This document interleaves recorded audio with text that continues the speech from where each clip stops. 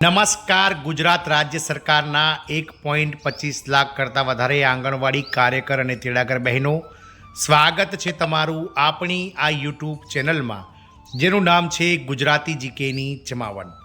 તો જ્યારથી ગુજરાત હાઈકોર્ટ દ્વારા ગુજરાત સરકારને ગુજરાત રાજ્યના મહિલા અને બાળ વિકાસ વિભાગના નેજા હેઠળ કામ કરતા આપ લાખો બહેનોના માનદ વેતનમાં જે 14,800 રૂપિયા પગાર વધારો કરવાનું જે નિર્ણય આપવામાં આવ્યો છે, આદેશ આપવામાં આવ્યો છે, ત્યારથી રાજ્ય સરકાર આ પગાર વધારો આપવાની સાથે હવે આંગણવાડી કેન્દ્રોની જે કામગીરી છે તેને પણ સુદૃઢ અને જે કર્મચારીઓ છે તે વેતન જે પ્રમાણે વધારો માગી રહ્યા છે તે પ્રમાણેનું કામ કરે છે કે નહીં, તેના માટે ઉચ્ચ અધિકારીઓ જે છે તેમને જે છે તે અચિંતી વિઝિટો અને ઓડિટ કરવાની સૂચનાઓ સરકારે આપી દીધી છે. તો આજના વિડીયોમાં આપણે વિગતવાર ચર્ચા કરીશું કે ગત રોજ આ જિલ્લાના કલેક્ટર દ્વારા આંગણવાડી કેન્દ્રોની ઓચિંતી એટલે કે આકસ્મિક મુલાકાત કરાઈ હતી અને પોષણ અને પ્રારંભિક બાળ શિક્ષણ મજબૂત બને છે કે નહીં અને બહેનો જે છે તે પોતાની કામગીરી યોગ્ય નિભાવે છે કે નહીં તેને લઈ અને આંગણવાડી કેન્દ્રોમાં કલેક્ટર સાહેબે જે છે તે વિઝિટ કરી અને જાણ્યું હતું. જાણીશું આજના વિડીયોમાં વિગતવાર કે કયા જિલ્લાના કલેક્ટર દ્વારા ઓચિંતી મુલાકાતો આંગણવાડી કેન્દ્રોમાં કરાઈ હતી અને શું બાબતે ચર્ચા થઈ હતી તેને લઈ અને આજના ગુજરાત રાજ્યના આંગણવાડી સમાચારમાં આપણે ઉપલબ્ધ છીએ. તો બહેનો આજના વિડીયોમાં અંત સુધી બન્યા રહો અને જો ચેનલમાં તમે નવા સબસ્ક્રાઈબર હોય તો ચેનલને લાઇક, શેર અને સબસ્ક્રાઈબ કરી બાજુમાં રહેલું બેલ આઇકોન દબાવી ઓલ નોટિફિકેશન ઓન કરી લો, જેથી કરીને અમારી ચેનલ પર મૂકવામાં આવતા આવા ગુજરાત રાજ્ય આંગણવાડી સમાચાર, કર્મચારી બહેનોના પગાર વધારાના સમાચાર તમને વિડીયોના માધ્યમથી સરળતાથી મળી જાય.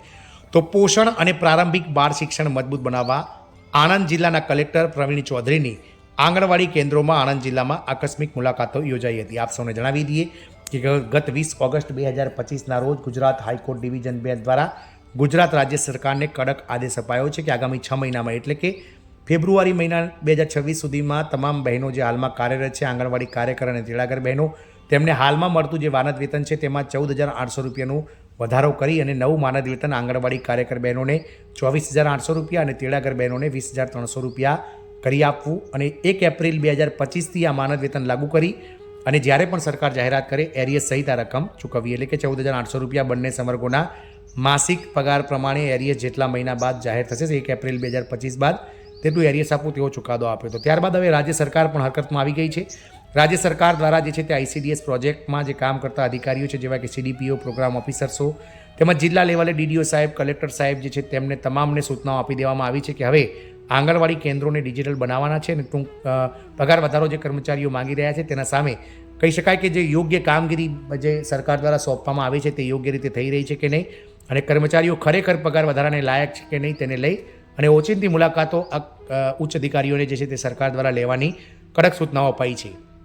ગતરોજ આપણે જાણ્યું તે પ્રમાણે 1 થી 2 જે જિલ્લાઓ છે તેમાં દાહોદ અને છોટાઉદેપુર જિલ્લાઓમાં પણ DDO સાહેબ અને CDPO તેમજ પ્રોગ્રામ ઓફિસર્સ દ્વારા જે છે તે ગેરરીતિ આચરવા બદલ બહેનોને સસ્પેન્ડ કરાયા, નોટિસો અપાઈ છે. ત્યારે પોષણ અને પ્રારંભિક બાળ શિક્ષણ મજબૂત બનાવવા માટે હવે આણંદ જિલ્લાના કલેક્ટર પણ આંગણવાડી કેન્દ્રોમાં આકસ્મિક મુલાકાતે પહોંચી ગયા છે. તો પોષણ ટ્રેકરથી ગ્રાઉન્ડ રિયાલિટી સુધી તો આણંદ જિલ્લામાં આંગણવાડીઓની સર્વાંગી સમીક્ષા. તો આણંદ જિલ્લામાં બાળકો અને માતાઓના પોષણ તેમજ શિક્ષણની સેવાઓને વધુ મજબૂત બનાવવાના હેતુથી વહીવટીતંત્ર સક્રિય થયું છે. જિલ્લા કલેક્ટર પ્રવીણ ચૌધરી સાહેબે પેટલાદ તાલુકાના સિંહોલ ગામના લાલપુર અને રાંદોલ સીમ આંગણવાડી કેન્દ્રોની ઓચિંતી મુલાકાત લીધી હતી. આ તપાસ દરમિયાન તેમણે કેન્દ્રની કામગીરી અને બાળકોના વિકાસ માટે ચાલતી વિવિધ યોજનાઓના અમલીકરણની પ્રત્યક્ષ વિગતો મેળવી હતી. પોષણ ટ્રેકર અને આરોગ્યની તપાસ. તો કલેક્ટરે મુલાકાત દરમિયાન પોષણ ટ્રેકર એપ્લિકેશન મુજબ બાળકોના વજન અને ઊંચાઈનું ક્રોસ વેરિફિકેશન કર્યું હતું.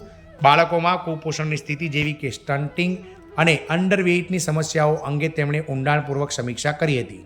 આ ઉપરાંત કેન્દ્રમાં મળતા ટેક હોમ રેશન એટલે કે THR અને મુખ્યમંત્રી માતૃશક્તિ યોજનાના સ્ટોકની ચકાસણી કરવાની સાથે જ બાળકોને અપાતા નાસ્તાની ગુણવત્તા અને પોષણ સંગમની દવાઓની પણ ચકાસણી કરી હતી. મેઘવા ગામે DDOનું આકસ્મિક નિરીક્ષણ.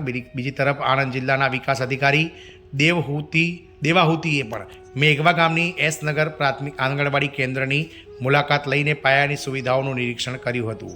તેમણે બાળકોને પીરસવામાં આવતા ગરમ નાસ્તાનો સ્વાદ ચાખ્યો હતો અને તેની પૌષ્ટિકતા વિશે ખાતરી કરી હતી. બાળકોના પ્રારંભિક શિક્ષણના સ્તરની ચકાસણીની સાથે તેમણે આંગણવાડી કાર્યકર અને હેલ્પરને યોજનાકીય લાભો દરેક લાભાર્થી સુધી સમયસર પહોંચવાડા પહોંચાડવા માટે જરૂરી માર્ગદર્શન પણ આપ્યું હતું. યોજનાના અમલીકરણ પર વિશેષ ભાર. આ આકસ્મિક મુલાકાતોનો મુખ્ય હેતુ સરકારી યોજનાનો લાભ છેવાડાના બાળકો અને સગર્ભા માતાઓ સુધી અસરકારક રીતે પહોંચે તે સુનિશ્ચિત કરવાનો હતો.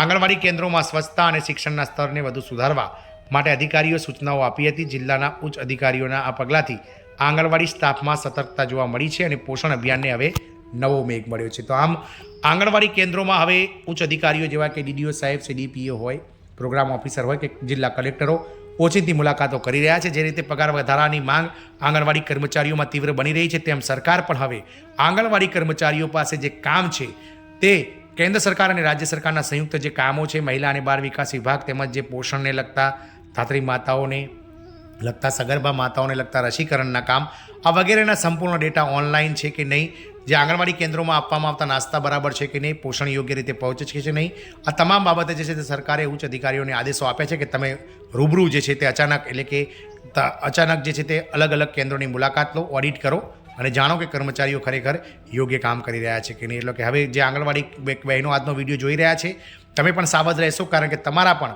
ઉચ્ચ અધિકારીઓ ગમે ત્યારે તમારા કેન્દ્રોની મુલાકાત લઈ શકે છે. માટે જો પગાર વધારો આપ બહેનોએ જોતો હશે તો જે આંગણવાડી કેન્દ્રોને જે ICDS પ્રોજેક્ટને જે કામો સોંપવામાં આવી છે તે પણ તમારે પૂરા દિલથી, પૂરા ખંતથી કરવું પડશે. જય હિન્દ, અસ્તુ.